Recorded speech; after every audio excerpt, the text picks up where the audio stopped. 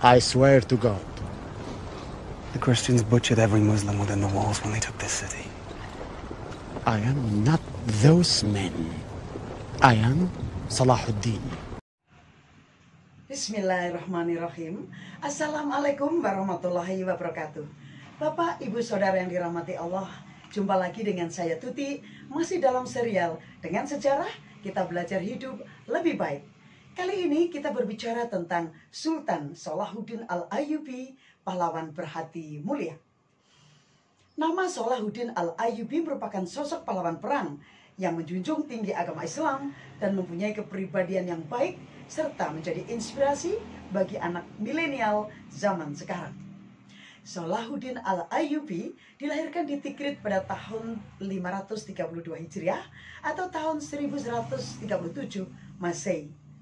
Tikrit adalah sebuah kota di Irak yang terletak di Provinsi Baghdad, lebih tepatnya dekat dengan sungai Tigris. Ketika kecil, beliau mendalami beberapa ilmu, yaitu membaca, menulis, menghafal Al-Quran, belajar menunggang kuda, melempar busur, bahkan beliau juga mempunyai kebiasaan berburu dan berlatih strategi perang.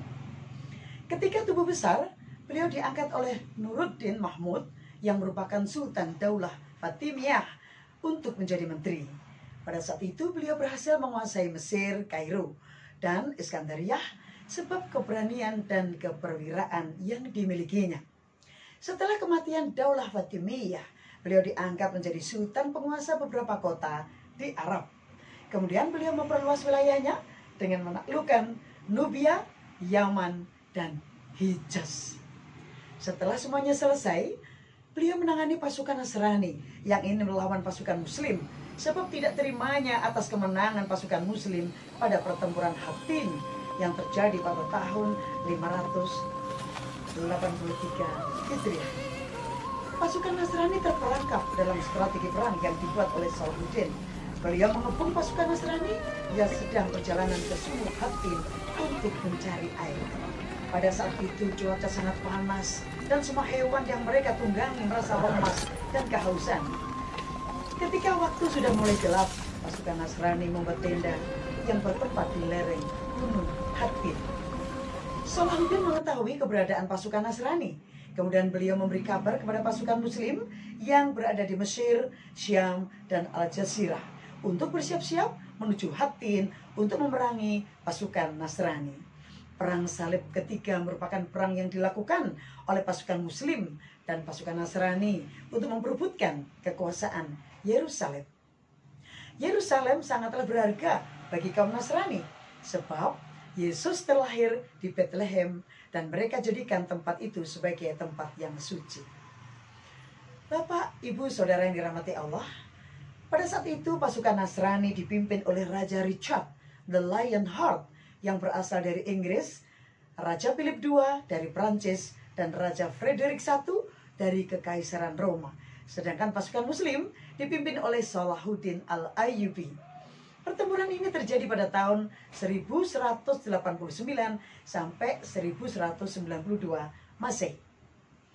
Pertemuan pasukan Nasrani, Richard the Lionheart, dan Salahuddin bertatap muka untuk menyepakati pertempuran Perang Salib III. Pada saat itu, keadaan Richard sedang sakit. Kemudian Salahuddin mengirimkan seorang tabib untuk mengobatinya. Beliau yang dianggap musuh bagi pasukan Nasrani justru berhati penyayang dan peduli antar sesama. Beliau sosok yang dermawan, membantu sesama tanpa pamrih, meskipun terhadap musuh sendiri yang saling merebutkan kekuasaan Yerusalem. Sebelum perang dimulai, semua pasukan Muslim melaksanakan sholat yang dipimpin oleh Salahuddin. Bagaimanapun kondisi dan situasinya, beliau tak pernah meninggalkan kewajibannya untuk beribadah. Beliau juga memerintahkan kepada pasukannya untuk tetap bertakwa dan taat kepada Allah SWT meskipun sedang berjihad. Selain kecintaannya kepada Allah SWT, beliau menyarankan kepada umat Islam untuk merayakan Maulid Nabi atau disebut dengan kelahiran Nabi Muhammad SAW, yaitu tanggal 12 Rabiul Awal tahun 580 Hijriah atau tepatnya tahun 1184 Masehi. Sifat yang dimiliki beliau sangatlah mulia. Bukan hanya seorang yang penyayang, namun juga adil bijaksana kepada masyarakat. Setelah perang yang berlangsung selama 3 tahun dan dimenangkan oleh kaum muslim, akhirnya menghasilkan perjanjian Ramallah. Salah satu isi perjanjian Ramallah yaitu Salahuddin mengizinkan kaum Nasrani untuk berziarah ke Yerusalem, kota suci, Baitul Maqdis, serta keamanan dan kenyamanan kaum Nasrani dijamin oleh Salahuddin. Di Yerusalem, beliau membebaskan pajak yang membebankan masyarakat, serta menghapus kezaliman di dalamnya. Selain itu, beliau juga mendirikan rumah sakit untuk kesehatan masyarakat. Keadaan Yerusalem sudah mulai membaik dan perekonomian berjalan dengan lancar. Tidak ternilai jumlahnya kaum Nasrani yang berziarah ke Tanah Suci setelah perjanjian tersebut. Bapak, Ibu, Saudara yang dirahmati Allah, sifat adil yang dimiliki oleh Salahuddin membuat kaum Nasrani kagum dengannya. Beliau menegakkan keadilan di Damaskus dan beberapa kota lainnya. Selain mengurus semua bidang yang rusak di Yerusalem akibat perang salib, keberanian yang dimiliki beliau sangatlah luar biasa.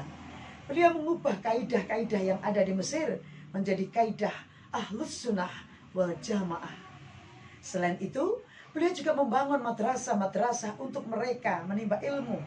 Madrasah yang terkenal yaitu Madrasah Nasiriyah dan Madrasah Kamiliyah. Beliau mengajarkan kepada masyarakat tentang akhlak yang mulia, sifat toleransi kepada sesama, dan sifat pemaaf. Beliau memang sosok figur yang kuat dan bijaksana, mampu menaklukkan beberapa kota dan mengubah semua kerusakan di dalamnya, serta menjadikannya kota yang damai dan sejahtera. Setelah semua sudah berjalan dengan lancar, Salahuddin melaksanakan ibadah haji di kota Makkah untuk membuktikan kecintaannya kepada Allah Subhanahu wa Ta'ala. Setelah itu beliau jatuh sakit dan bertahan di Damaskus sampai menghembuskan nafas terakhirnya pada 27 Safar tahun 589 Hijriah, atau tepatnya 4 Maret tahun 1193 Masehi. Beliau meninggal pada usia 55 tahun. Semoga Allah meridhoi, merahmati, dan membalas jasa-jasamu, engkau, wahai pahlawan Islam. Bapak, Ibu, Saudara yang dirahmati Allah, mari kita menjadi pelaku sejarah di masa kini. Jika Anda ingin diingat oleh sejarah di masa depan. Sampai jumpa lagi di edisi mendatang. Billahi taufiq wal hidayah. Wassalamualaikum warahmatullahi wabarakatuh.